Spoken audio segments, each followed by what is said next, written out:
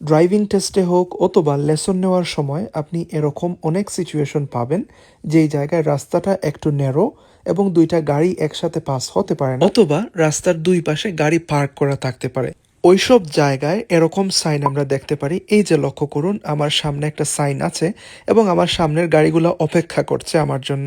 So এই সাইনটার নাম হচ্ছে প্রায়োরিটি ওভার ইনকামিং ভেহিকলস। মানে ইনকামিং ভেহিকলস মানে হচ্ছে আপনার সামনে থেকে যেই সব গাড়ি আসতেছে ওই সব গাড়ির থেকে আপনার প্রায়োরিটি আছে।